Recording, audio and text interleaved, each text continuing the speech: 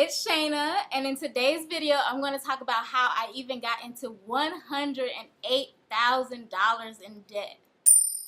So the $108,000 in debt that I accumulated was from a variety of means. So I have student loan debt, I have car debt, I had credit card debt, I had debt from the IRS, and I even had medical debt. So I had debt from just about everywhere that you can get debt from. Like, I was picking up debt from everywhere. And when I realized that I had debt, it wasn't until, well, I would say I didn't realize I had $108,000 in debt until last year. But I realized I was getting into some serious debt a few years back.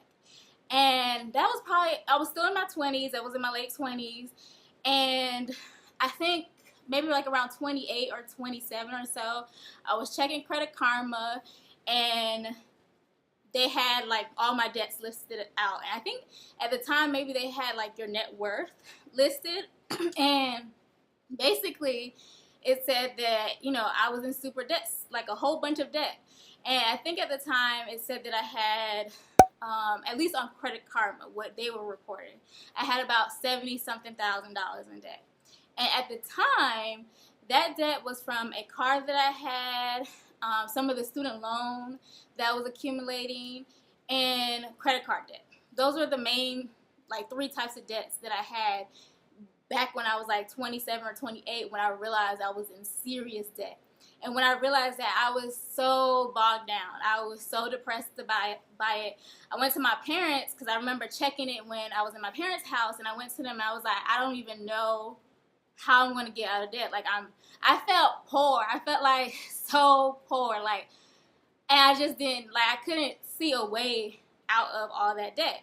And although I felt like I was, you know, just under this massive amount of debt, I really couldn't even think of a way, or I couldn't even think of a plan for how I was going to pay down debt, because at the time I wasn't really making that much money. And so I was just sad about it, but I couldn't do anything about it. I just could not do anything about it. And it wasn't until I graduated with my PhD and I secured a postdoc that I really was like, I can now do something about this debt. And so I had a serious plan. I laid it out, like, I'm going to pay off this debt first, I'm going to pay off that, and I'm going to work through it. And this was all before I even learned about Dave Ramsey. I was serious. Like, once I, you know, knew that I was going to have a postdoc, I was going to be making, you know, decent amount of money, I was like, I can start to tackle this debt. And that basically, that motivation kind of came from knowing that I wanted to achieve more and get, you know, aspire to more out of my life. I wanted to be able to do some of the things that you think typical 30-year-olds should be able to do, like buy a house and save for retirement and things like that. And with all that debt, I couldn't even see like that as really a possibility, or when that would even be. Like, I knew it would happen, I guess, but it wasn't in the foreseeable future because of the amount of debt that I had. And so I started to, you know, make a plan for paying off that debt. But how did I even get into all of this debt? So like I mentioned, a few years back, I realized that I was in some major debt. And some of those debts, like, I didn't even have as of 2017 when I started my postdoc. Those debts most of them had actually left, especially the car. And really the main debt that I have is from my student loan. That's my largest debt. And when I think back on how I even have student loans to begin with, like, I am disappointed in myself by the fact that I even have student loan debt. And the reason why I am disappointed by that is because I actually am a Bill and Melinda Gates Millennium Scholar. And so what that means, if you're not familiar with the program, is that they actually will pay for, I think it's up to 10 years of education. So they'll pay either 4 or 5 years for your undergraduate degree, and they'll pay for any major that you want to do at any school that you want to go to. And then they'll pay for 2 years of a master's program, and then they'll pay up to 4 years of a doctoral program. And I got that, you know, I got that award my senior year of college, and really, I should have been sad. Like, I should have graduated with my PhD with zero debt. So when I got the Gates Scholarship, that at the time they said that they would pay for any degree and whatever school you wanted to go to for as much money as it costed. But then somewhere around my sophomore or my junior year, they changed it up. They switched it up, and they decided that for graduate school, they would put some limits on it. There weren't any limits on undergrad. You could still go to whatever school, major in whatever, and the school could cost $1 million for all they cared. But when it came to grad school, they had these limits in place where if you went to, well, first it started off with the subject. So for grad school, they would only pay for 6 different subjects. So luckily for me, I was interested in public health, and public health was one of the covered fields of study that Gates was paid for. And so that was good. But the thing is, they also had these limits on how much they would pay for the school. So they had a limit for private schools and a limit for public schools. And I think at the time when I was going for my master's degree, the limit for public schools was like $20,000 to $25,000, something like that.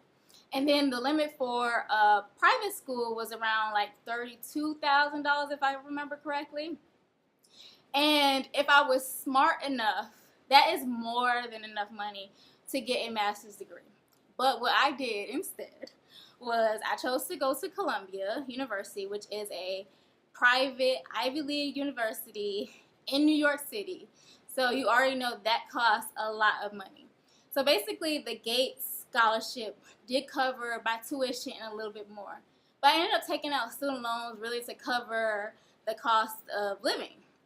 And I wish that when they, and I'm not trying to put the blame on Gates because they've done, like, my education has costed over $350,000, like from undergrad to PhD. So they pay for a majority of that. But what I wish they would have done, because I didn't have this information from anywhere else, what I wish they would have done, especially knowing that this program was geared towards underserved, first generation. Well, is it first generation? I don't think it's necessarily first generation, but like underserved students going off to college that don't have money to pay for school. I wish they would have educated us on like what to do given that these new limits are in place. Like, tell us don't take out student loans, give us alternative ways, or at least put the idea in our mind of you can pay for school in other ways.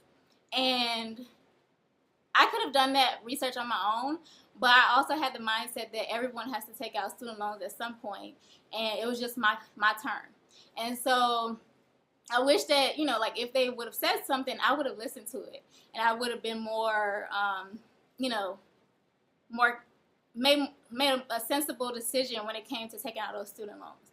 Instead, I was like, you know, it's just my turn, and in my mind, the way I was thinking about it is, if my student loans are less than the amount that it would cost for a really nice Corolla, then I'm good, because many people buy new cars, and a Corolla is like one of the lowest, like the cheapest, most inexpensive cars out there. So if my student loan is less than a Corolla, then I'm good. Like, I'm not spending that much money. Like, I'm good.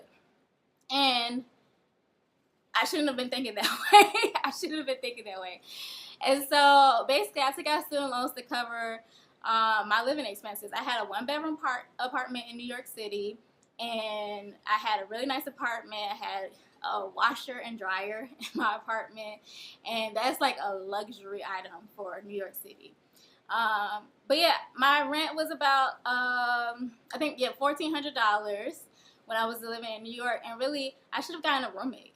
And I should have worked more. I should have looked for a higher paying job to cover the costs, my living expenses, if I really truly wanted to go to Columbia.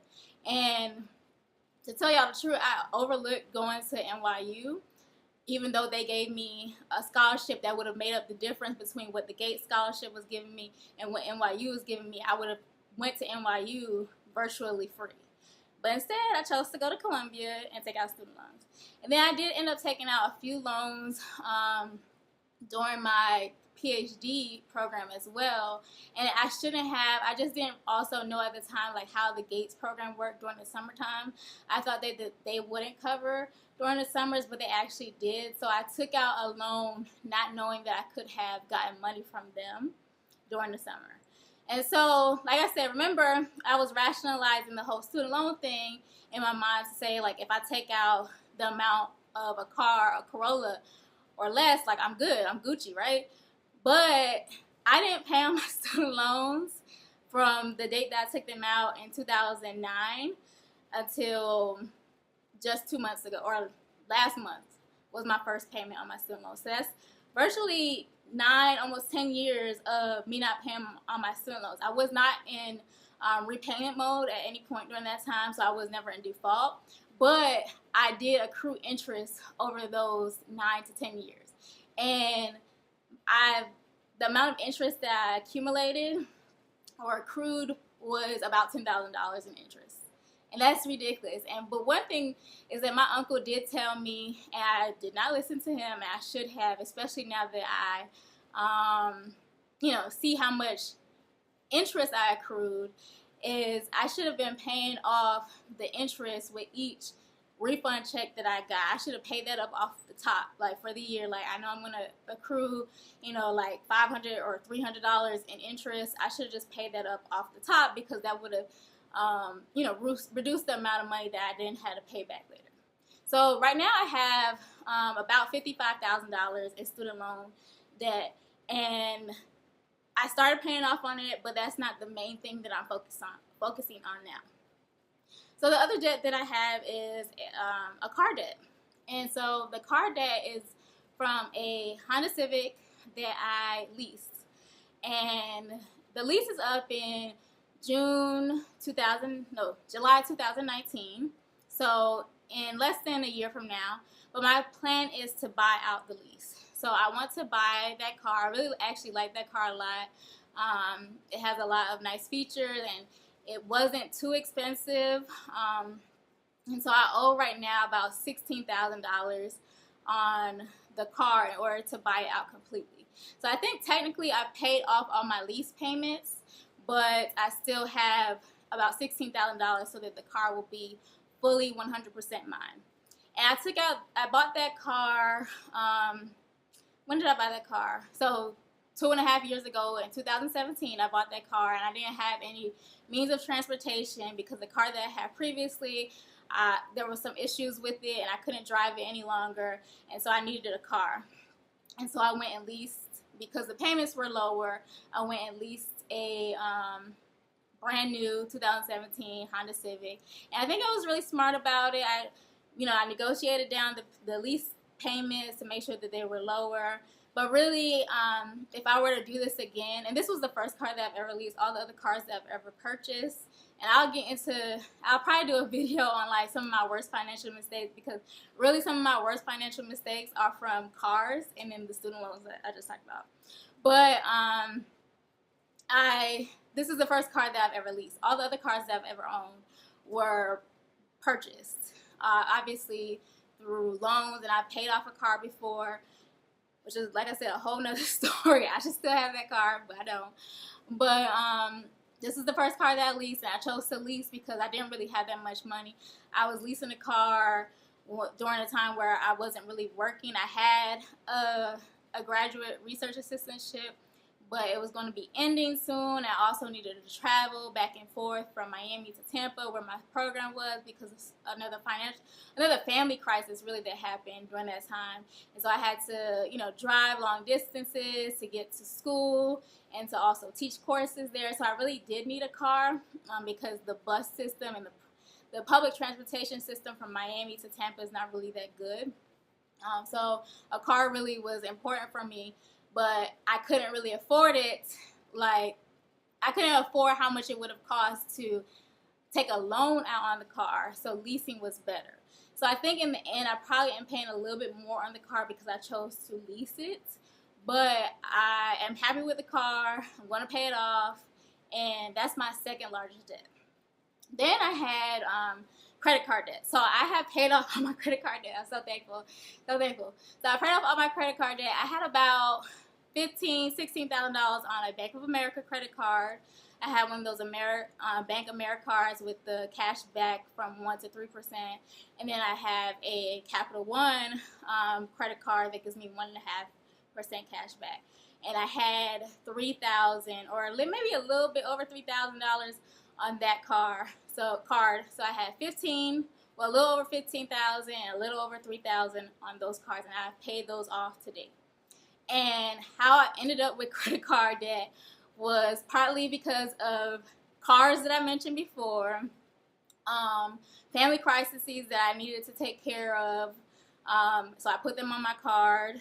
I also, like I said, I wasn't making that much money, so whenever I was in a financial bind, I would swipe my card, and just other things, just like trying to like live. And you should never really be trying to live off of a credit card, because it's borrowed money, and it's borrowed money at a very high interest rate. And so, yeah, I've basically done everything in terms of swiping my card for all types of foolish payments, and I racked up, as you can see, $18,000 in credit card debt, but I paid that all off. Then the other thing that I had debt for was IRS debt. So I had, I think it was like a little over $1,000. It was definitely less than $1,500 in IRS debt. And basically the reason why I got IRS debt was because if you have ever been in school, whenever you get a student loan or a stipend, the government does not take out taxes out of that up front. But they do look at it in a sense as income. Although it's not wages, it's income. And so you still have to pay taxes on any student loans or scholarships. So like the GATE scholarship that I got, I had to pay taxes on that because it was looked at as income. So that was something else that I should have been paying, like taking whenever I get my refund checks, whenever I got my refund checks while I was in school, during the fall, spring and winter, or fall, spring, and summer semesters, I should have taken money off the top and put that aside, or even just gone ahead and paid the IRS right away for their money, but I didn't do that. So I ended up owing, because of the scholarships and loans that I took out, because they were looked at as income, I ended up owing the IRS money on the scholarships and student loans that I took out. But I paid that off as well. So that's another thing that I paid off. I also had some medical debt. I honestly don't remember what they came from. They might have just been like lab. Actually, as a matter of fact, that's what it was, labs. So some of my labs, I had insurance through my school because I was a graduate research assistant and also a teaching assistant. And so they gave us insurance as one of our benefits for teaching or working or doing research or whatever. And so that insurance, I think it was pretty good, but it didn't cover the full cost of a lot of the labs. So whenever I did have like routine labs, when you go to like the gynecologist or the primary care physician and they do labs, a lot of times they weren't 100% covered. And so I ended up having bills from that. And I think that's really all that was it. So my medical debt was really small. It was less than, I think, $500 that I owed in medical debt. And I think I randomly had some like other random debts, but I paid those off. They were really small, but I paid those off as well. So since the first time I got paid for my postdoc, that first stipend check that I received in October 2017, I put that towards debt. And since then, I have paid off $34,000 in debt. Actually, I've paid off a little bit more, but between October 2017 and May 2018, I paid off $34,000 in debt. And that was the medical debt, the IRS debt, and the credit card debt. So I paid all of that off, $34,000 in 6 months. So I'm super proud of myself, but I still have a lot more debt left.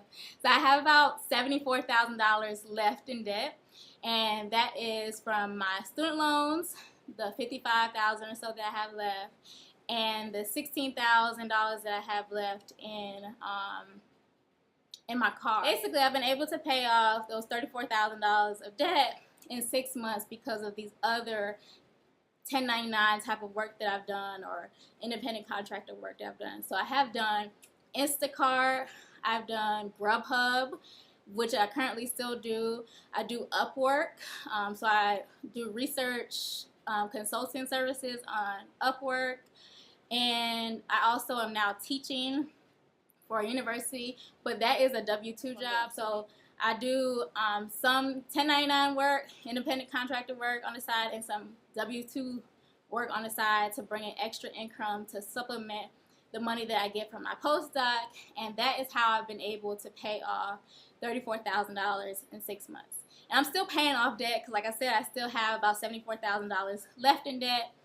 And I'm going to do a future video where I'm going to talk about the pros and cons, or even the things that I have done in more detail, like the Instacart, the GrubHub, and all of that, so that you guys can possibly do them too. Because I really feel like you need to take advantage of all this like gig economy stuff that's out there to earn extra money. You need to have like multiple streams of income, especially if you're in debt, because really that's the only way.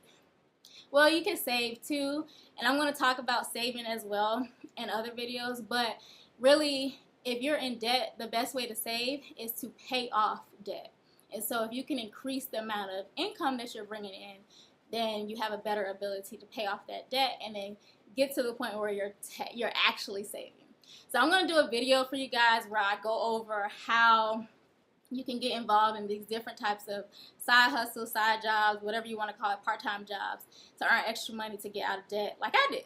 So I told you guys that I had $108,000 in debt, and of that debt, my largest debt is my student loan debt, and it's really the one that I regret the most, because like I mentioned, I should have been smarter about it, and I had the opportunity to really stay out of debt if I was smarter and were thinking about it, or even if I had some guidance provided to me to let me know that this is not smart. It's not smart to take out this student loan debt when I had the opportunity to not have to do that.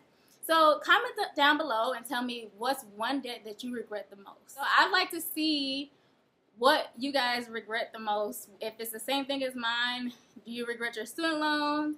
Maybe you regret your car, or maybe you regret something else. So comment down below and tell me the one debt that you regret the most. And I hope that you'll stick around for future videos that I'm doing, and hopefully we can pay off those debts that we really regret. And if you don't currently have a debt that you that you regret, just tell me about one that you regretted that you had in the past. And I'm really happy for you that you were able to pay it off. And what I'm really hoping to do with these videos is to be able to get us all to a point that all those regrettable debts that we had, all those bad mistakes that we had, that we can pay them off and get, like, just forget them. Just move along and live our lives and not have to worry about the debts that we had, because we're just flourishing, right? So anyway, thank you guys for watching this video. Stay tuned. I'm going to have more videos coming out on every Wednesday and Saturday. And thank you guys for watching.